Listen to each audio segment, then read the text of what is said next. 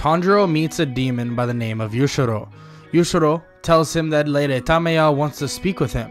He puts on his little backpack, or his little box for Nezuko, and begins to head over to this building, or this home.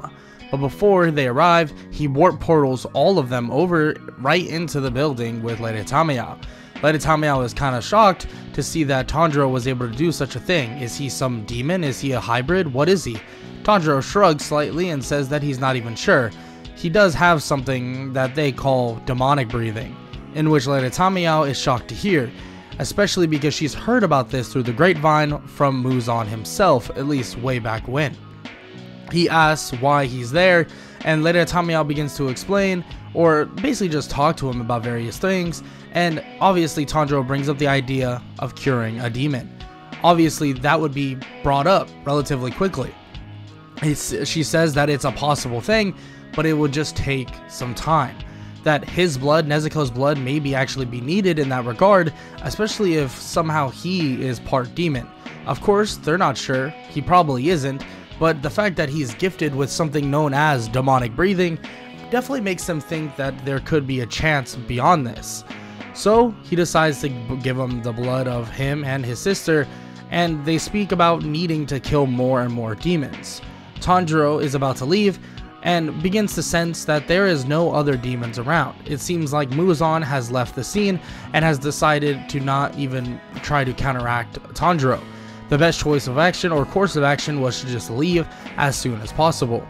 Tanjiro, realizing this, makes it pretty apparent that he will be back and he'll be trying to kill some higher ranked demons, namely obviously the 12 Kizuki, and that he will speak with them very, very soon.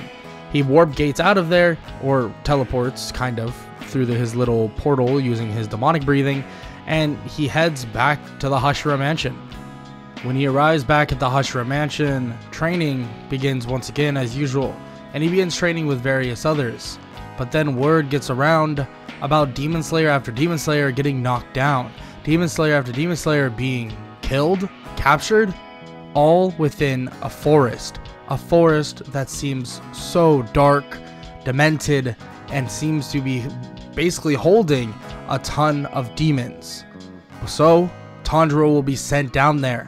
Tanjiro will be sent on that mission with a couple others, but they will be following suit after the fact, because Tanjiro wants his first swing at this, and he wants as much information and as much demon blood for Lady Tamayo as possible. And that's what we're going to be doing and going through in this part of What If Tanjiro Had Demonic Breathing. Yo, what is good, everybody? It's your boy Golden Falls Golden What If, whatever you want to call me, and I'm back. I'm back with part 2 of What If Tanjiro Had Demonic Breathing, obviously. For those who are probably curious, I canceled my What If Deku series, most recent one. There's kind of a reason for that. I didn't really like how the story was going. I didn't really like the idea. In the beginning, I thought maybe it would be cool, but I felt that personally it just wasn't my best work. I felt like it fell flat, and maybe some of you, I know a lot of you actually enjoyed it, and I don't think it was bad. I just don't think it was up to the standard that I want some of these videos to be, at least for Deku What Ifs, because right now Deku What Ifs is like, if it's not super creative, it's really not fun, at least for me personally. And I just realized, like, yeah, it's a good story to a certain extent, but I just feel like it wasn't something that I could truly be interested in from the very beginning to the very end. And yeah, that's just kind of what I wanted to say quickly. This is part 2. Part 3 will be coming out probably the next day, so probably tomorrow as you're seeing this. And from July 1st to July 4th, I will not be recording. I will not be doing anything. So you might get some videos, you might not get some videos. It really just depends. From July 1st to July 4th, I'm going to Anime Expo. So for any of you who are going, if you guys are going there, you might see me. I don't know, but if you guys aren't, then you won't see me, obviously. I'll be making content over there, like for like, I don't know, for like my anime channel and probably for this channel, just for jokes. Nonetheless, I'm not gonna waste much more of your time. I know I talked for a little bit too long. Yeah, that's about it, and let's just get right into the what if. Let's get it. Tanjiro talks to all the Hashira and then heads over to the forest. He warps him and Nezuko over to the forest, and when he arrives, he sees a ton of demon slayers that are completely strung up. But just as he's about to do something, a blade comes hurling at his neck. he dodges immediately and basically punches this kid in the stomach. But it seems like it doesn't do that much damage. It seems like he actually has pretty rock hard abs, obviously not to be weird, but this person is actually Inosuke. He has a boar head on like normal, and Zenitsu actually comes up basically out of the bushes shaking like a leaf because he's terrified. Nonetheless, they basically are both in the forest, and Tanjiro questions what the heck they think they're doing, and obviously Inosuke does his whole cocky routine nonetheless. And Tanjiro basically tells them not to get in his way and to just be careful and to not do anything too stupid. Tanjiro walks through and doesn't really know obviously who these people are, but wants to make sure that he can keep them as safe as possible. They begin cutting down all of these demon slayers or cutting off the strings, but they seem to just reconnect as quick as they cut them off.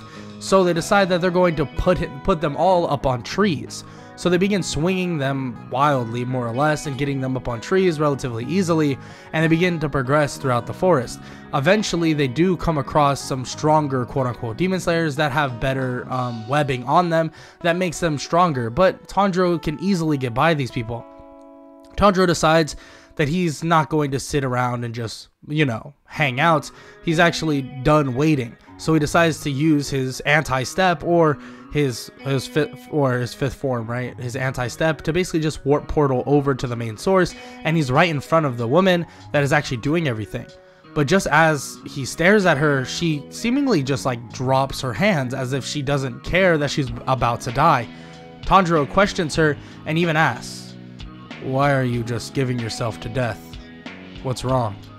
Tanjiro is basically talking to this woman like a normal person, and she's even shocked by this. Why would anybody, a demon slayer in fact, talk to her like she was normal? She begins to say that she'd rather have death, that she'd rather have basically her life taken away, and maybe she can redeem herself in the afterlife. In which Tanjiro just shakes his head slightly and apologizes, saying that he's sorry. He's sorry that things have to be this way, and he's sorry that she was put in this situation, but unfortunately, choices are choices, and choices need to be made. Tanjiro slices her neck off, but basically makes it so it barely hurts at all. It's odd. It's like he has complete control over his blade at this moment, and he was able to give the female demon a peaceful death.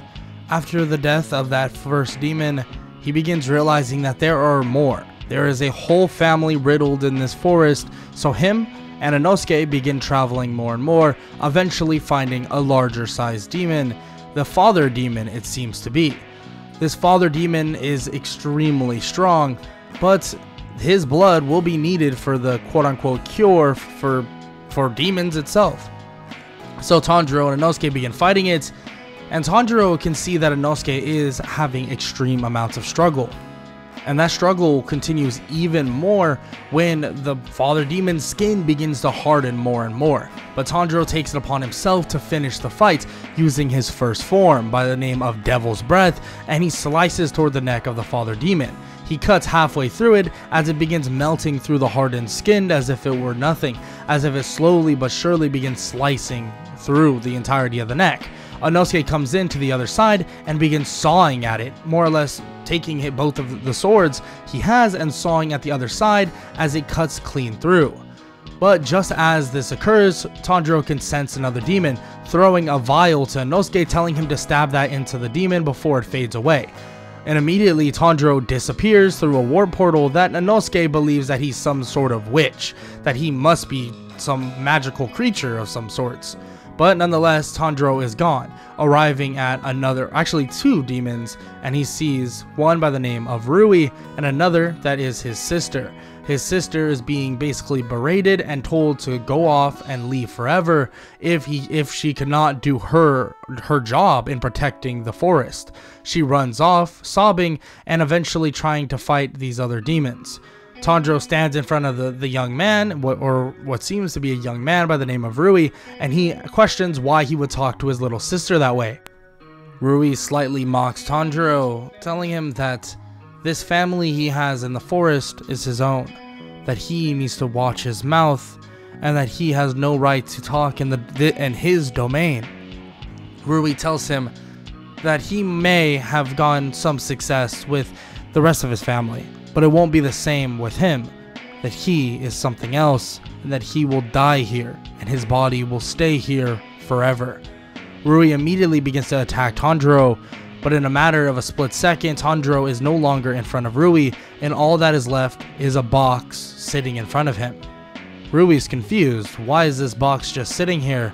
What is that box anyways? Eventually sensing that that box is another demon, Rui goes to open it to see Nezuko.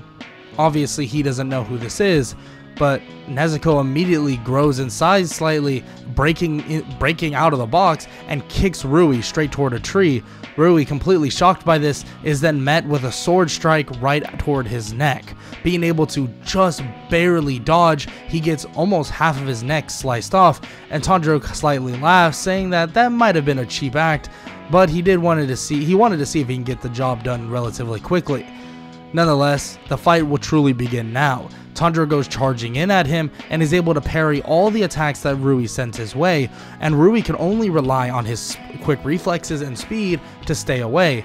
Tanjiro continues to slash at Rui, slicing at legs, arms, anything he possibly can, and continues to do this over and over and over, eventually leading Rui to using his webbing or his strings to attack Tanjiro. He slices through it slightly, and Tanjiro smiles as he begins to say something. Demonic breathing, third form, demonic replication. Tanjiro immediately is able to replicate exactly what Rui did, and he's able to send strings right back at him, tangling him up and basically making Rui stuck entirely. Rui tries to break free, but can feel how strong these strings are. They're just like his. How are they this powerful? Tanjiro shakes his head as he puts the blade up to Rui's neck and tells him that he made a crucial mistake, that threatening family is the last thing you should be doing, and that you must take care of them with every ounce that you possibly can, and that there is no ifs, ands, or buts about that. Tanjiro slices through his neck, immediately killing him, and holsters his sword as he slowly walks away and picks up Nezuko's box as he leaves, beginning to think that Nezuko is pretty strong. He wanted to do a slight test and he was ready to obviously help out if need be, but to see that Nezuko is way stronger than he could possibly imagine, maybe even training his demon sister, that would be extremely beneficial. But just as he begins to think about this, all of the demon slayers and also the people that help out begin to basically come in and start taking away any demon slayers that are down for the count, dead, or whatever you can think of. Eventually cleaning up the entirety of the forest and eventually heading back to the Hashira mansion. From this time on, everybody starts training once again. More specifically, Zenitsu and Inosuke. Tanjiro is basically on them like glue in terms of their training, and he even wants to train his little sister Nezuko during the nights. And during the nights he does just that, beginning their training and just learning, and for her to learn how to fight on her own. And he sees how strong a demon can be, how strong a demon can be if they actually just do normal training.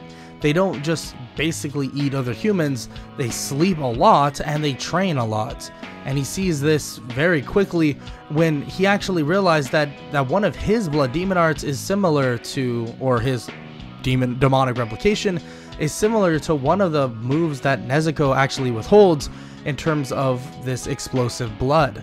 But just as he's learning of this, he hears about a brand new fight, a fight that he will need to take on with Rengoku himself and Rengoku alone.